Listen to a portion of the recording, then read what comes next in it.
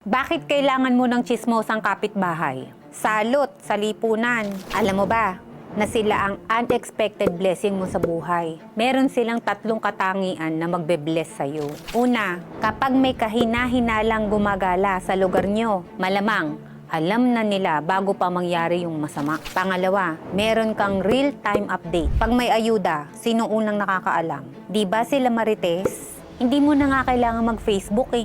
Bago pa man mag-trending, nasa kanila na lahat ng balita. At pangatlo, emotional support system. Akala mo, mahilig lang silang makialam sa buhay ng iba. Pero sa totoo lang, sila pa mismo yung unang tatawag ng tulong pag may emergency. At kung may problema ka, sila ang pinaka-champion sa pakikinig.